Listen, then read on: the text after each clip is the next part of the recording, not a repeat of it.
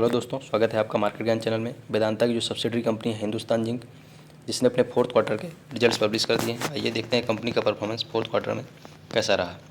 अगर कंपनी के रेवेन्यू की बात करें तो प्रेजेंट क्वार्टर में कंपनी की इनकम है 9,314 करोड़ की, जबकि लास्ट क्वार्टर में कंपनी की इनकम थी 8,832 करोड़ की। तो क्वार्टरली बेसिस पे अगर देखें तो कंपनी की इनकम में लगभग 5.5% के आसपास का इंक्रीज़ है। जबकि इसको कंपेयर करें लास्ट ईयर सेम क्वार्टर से तो वहाँ पे कंपनी की इनकम थी 7,822 करोड़। तो ईयरली बेसिस पे जो कंपनी की इनकम में इंक्रीज़ है वो लगभग 19% के आसपास का इंक्रीज़ है, जो कि काफ़ी ज़्यादा है। क्वार्टरली बेसिस पे भले 5.5% का इंक्रीज़ है, बट ईयरली बेसिस पे बहुत ही शानदार 19% के आसपास का इंक्रीज़ देखा गया कंपनी के रेवेन्यू में। इसके बाद अगर कंपनी के एक्सपेंडिचर की बात की जाए तो प्रेजेंट क्वार्टर में जो कंपनी का एक्सपेंडिचर है 5,532 करोड़ का है, जबकि पिछले क्वार्टर में कंपनी का एक्सपेंडिचर 5,305 करोड़ का था। वहीं उससे पहले अगर देखा जाए लास्ट ईयर सेम क्वार्टर में तो वहाँ पे कंपनी का एक्सपेंडिचर था 5,099 करोड़। तो ईयरली और क्वार्टरली दोनों बेसिस पे कंपनी का एक्सपेंडिचर जो है वो इंक्रीज होते हुए दिखा है।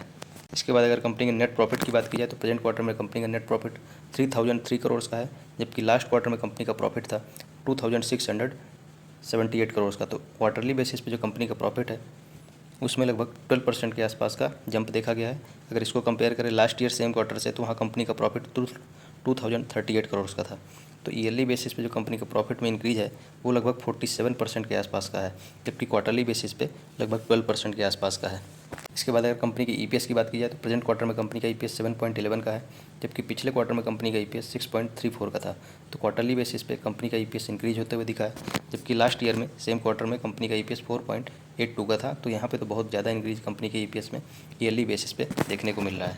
पूरा जो कंपनी का रेवेन्यू जनरेशन है वो जिंक, लेड और सिल्वर के माइनिंग पर डिपेंड करता है, बट जिंक और लेड का अलग बिजनेस है, तो उसमें इनका जो रेवेन्यू जनरेशन है वो 7,118 करोड़ का है प्रेजेंट क्वार्टर में।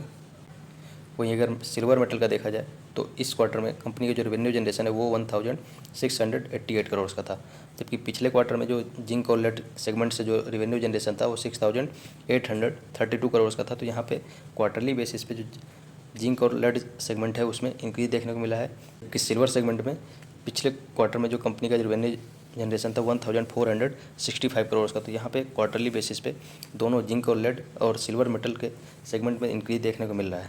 बताया है कि विंड एनर्जी से रेवेन्यू जनरेशन इनका प्रेजेंट क्वार्टर में 23 करोड़ का, जबकि लास्ट क्वार्टर में 18 करोड़ के आसपास का इन्होंने रेवेन्यू जनरेट किया था विंड एनर्जी से। तो ये है टोटल सेगमेंटल इनका रेवेन्यू बाइफर्केशन, कि किस सेगमेंट से इनको कितना रेवेन्यू जनरेट हो रहा है।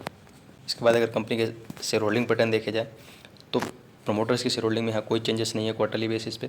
एफआईआई की शेयर होल्डिंग यहाँ पे इंक्रीज होते हुए दिखी है क्वार्टरली बेसिस पे। लास्ट क्वार्टर में एफआईआई की शेयर होल्डिंग 1.38% की थी, जो अब प्रेजेंट क्वार्टर में बढ़कर हो गई 1.43%। डीआईएच की शेयर होल्डिंग अगर देखा जाए तो यहाँ पे मार्जिनल इंक्रीज देखने को मिला है क्वार्टरली बेसिस पे। डीआईएच की शेयर होल्डिंग पिछले क्वार्टर में 4.12% थी, अभी बढ़कर हो गई है 4.14%। तो प्रमोटर्स की शेयर होल्डिंग में भले कोई चेंजेस नहीं, बट एफआईआई की शेयर होल्डिंग और डीआईएच की शेयर होल्डिंग दोनों में क्वार्टरली बेसिस पे इंक्रीज देखने को मिला है। अगर आप देखें बहुत ही रेयर ऐसे स्टॉक्स हैं जिनके क्वार्टरली बेसिस पे एफआईआई और डीआईएच के डेटा में इंक्रीज देखने को मिला है अभी इस तरह के मार्केट में, जहाँ पे एफआईआई ने लगभग कंटिन्यू 5 महीने तक अपने फंड्स को इंडियन स्टॉक मार्केट से विड्रॉ किया हो। तो बहुत शानदार रिजल्ट्स रहे हैं कंपनी के। रेवेन्यू में 19% और प्रॉफिट में 47% का इंक्रीज ईयरली बेसिस पे एफआईआई और डीआईएच के डेटा में क्वार्टरली बेसिस पे इंक्रीज देखना बहुत ही शानदार माना जाएगा। तो धन्यवाद, मिलते हैं अगली वीडियो में।